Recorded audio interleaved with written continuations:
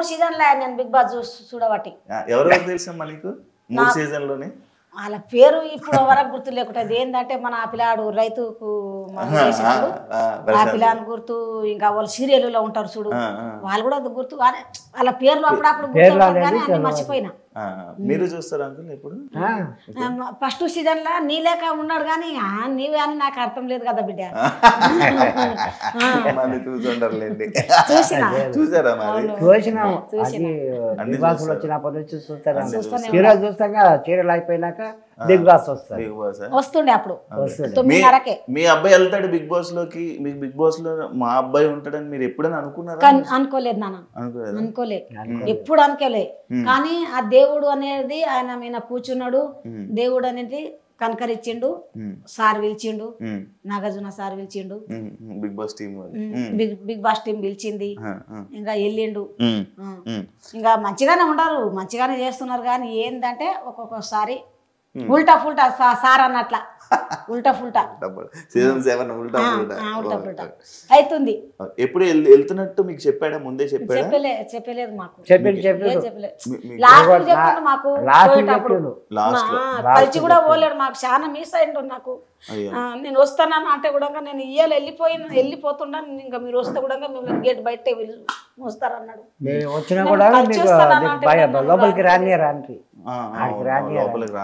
లోపలికి రానియరు, నువ్వు రాకమ్మా, ఇంకా నువ్వు వచ్చి కూడా ఏం లేదు, నేను వెళ్ళిపోతున్నా అని అట్లా కార్లో పోతుంటే చూపించాడు. అక్కడ దిగింది వరకు గేట్ వరకు మాట్లాడిండు. అవును, బిగ్ బాస్ లోనే మన రామురాతుడు అమ్మ నాన్నల గురించి బాగా ఏడుస్తూ ఎమోషనల్ అయిపోయి బర్నీ గారిని హక్ చేసుకోవడం, ఎక్కువ ఎమోషనల్ అవ్వడం, ఎక్కువ ఏడవడం, అమ్మ నాన్న అనుకుని జరుగుతుంది.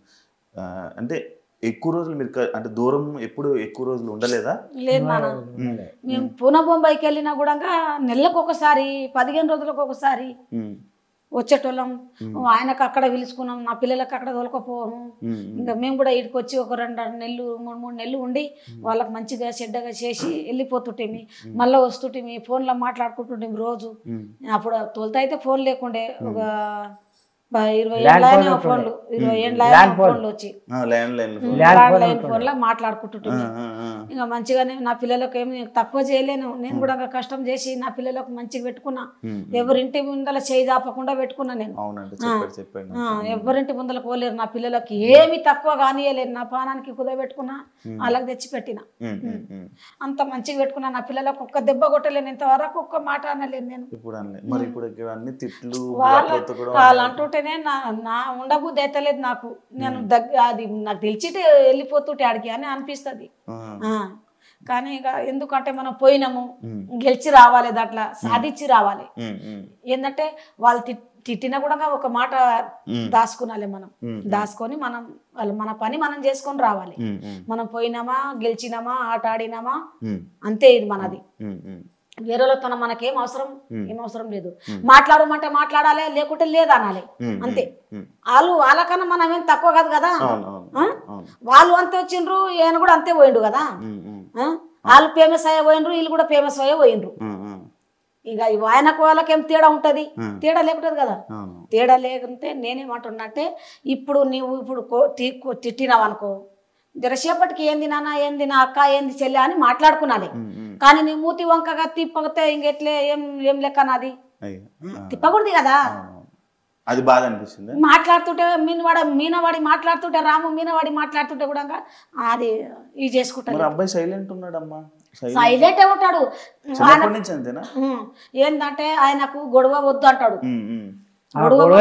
నేను గేమ్ ఆడతా, గేమ్ ఆయన ఇప్పుడు గేమ్ ఆడతా గానీ నేను వేరేలతో గొడవ పెట్టుకోను, నేను బయట చెడ్డగా అనిపించుకోను. స్కూల్లో ఉన్నప్పుడు గొడవ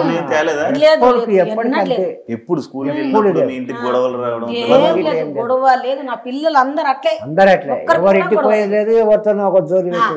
దోస్తులు కూడా లేరు, ఎక్కువ లేరు. ఇప్పుడు అంటే ఇప్పుడు పాట సెట్ అయిందని అందరు ఆయనకు లైక్ చేస్తున్నారు, కానీ ఆయన దోస్తులు అంటే పట్టారు. విన్నారమ్మా పాట? విన్నారా? ముంబై మీరు అప్పుడు ముంబై వెళ్ళినప్పుడు అవి గుర్తు తెచ్చుకుని ఏం ఎత్తి నడిచిందో నా కొడుకు. ముంబై పోయి ఏం నెత్తి చేసుకున్నాడో ఇంకా అది ఆయనకు వచ్చింది నెత్తిలా ఇంకా అది రాసుకున్నాడు. రాసుకుంటే ఇక మంచిగానే చేసిండు, మంచిగానే అయింది బిడ్డ. మేము కూడా ఎంత తిప్పల పడితే అంత మంచిగా ఉండము, హ్యాపీగా ఉండము, మేము సుఖంగా తింటున్నాము. 5-6 ఫ్యామిలీ మంచిగా చూసుకుంటున్నాడు. అక్కల ఫ్యామిలీ అంత మనోడే చూసుకుంటున్నాడు, చూస్తాడు, అందరికి చూస్తాడు. ఏది లేకుంటే మన మంచిదా చెడ్డదైతే ఆయననే చూస్తున్నాడు. ఇలా వద్ద మన కొడుకు, నా కొడుకు పేరు ఇంకా నన్ను నా మోహన్కైతే మా భర్తకైతే ఎన్ని 3-4 సంవత్సరాలు మీరు ఏడకు పోకుండ్రి, మీరు ఎక్కడ పోయి తిప్పల పడకుండ్రి. ఇన్ని దినాలు చేసింది మస్తు అయింది, మీకు కూర్చొని తినండి, ఏమన్నా తక్కువ అయితే నన్ను అడుగుండ్రి, మీరు మాత్రం బయట తిప్పల పడకుండ్రి. ఇన్ని దినాలు నేను చూసినమ్మా, మీ ఎంట ఉండి మీరేం తిప్పల పడ్డారో, మీరేం చేసిండ్రు అన్ని నేను కనిపెట్టే మీకు ఇప్పుడు నాకు దేవుడు ఇచ్చిండు, వరం ఇచ్చిండు. ఆ వరం నువ్వు మీకు తెచ్చి నేను కూర్చుని పెట్టి తినబెడతా. మీరేం దిగులు పడకుండ్రి, చింతే చేయకండి,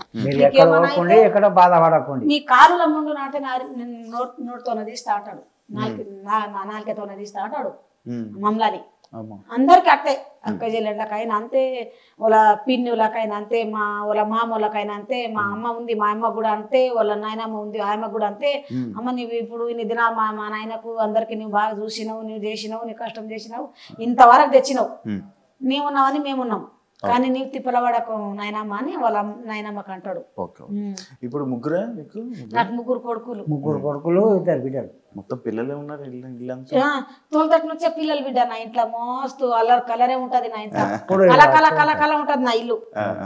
కానీ ఎందుకు ఇంత మంది అని అనుకోలేదు నేను, ఎందుకంటే ఇంత మంది ఉంటేనే అంత మనోళ్ళే, మన పిల్లలే కదా, మనం లేకుంటే పిల్లలు ఉంటేనే మనం ఉంటేనే పిల్లలు. ఇప్పుడు బిగ్ బాస్ మీరు 24/7 కదమ్మా? అవును. ఎప్పుడు చూస్తున్నారా? టైం ఉంటుందా మీకు? నేను ఏర్పోతలేను కదా నాన్న. ఆ బిగ్ బాస్ ఇప్పుడు మా పిల్లలు ఏమైనా పెట్టుకుంటే కూడా పెట్టేది నేను. మా చిన్నోడు నా మనవాడు అవి కోతులు పెట్టాడు, కోతులు పెట్టాడు, లేకపోతే బాబాయ్ ఫోటో బాబాయ్ది పెట్టాడు, ఆ పాట బాబాయ్ది తప్ప వేరేది లేదు, వేరే వాళ్ళది పెట్టాడు, మళ్ళా వేరే వాళ్ళది వడ్డాడు, అవన్నీ తీసేయి చూపిస్తాడు, ఇట్లా చేస్తాడు. అమ్మా ఇప్పుడు ఎవరు పోలికలు రాముకి? అంటే ఎవరిలా ఉంటాడు? మీలా ఉంటాడా, నాన్నలా ఉంటాడా? మీలా సైలెంట్. మీరు సైలెంట్ లా లేదమ్మా. ఎక్కడ ఎలా ఉండాలి మీలా మాట్లాడుతుంటే బయట వినర్ అయిపోయాడు రాము. నా కొడుకు నా లేక మాట్లాడింటే అయిపోతుండే నిజంగానే. నిదానం నేను కూడా తిరిగినా, నేను కూడా అనుభవించిన. కానీ నా కొడుకుకి ఎందుకంటే వెనకట్లేక లేదు కదా. ఇప్పుడు ఏమన్నా అంటే ఏమైనా గొడవ వస్తుందో, ఏమైనా చేస్తే ఏమైనా అవుతుందో, నన్ను ఏమైనా బయట ఏమైనా గలీజోడు అనుకుంటారా, మరి ఏమని అనుకుంటారా నాకు అన్నట్ల ఆయన దాంట్లో సైలెంట్ గా ఉండడు. నెగిటివ్ అనుకుంటారేమో అని జనాలతోనే నేను మంచిగా ఉండా.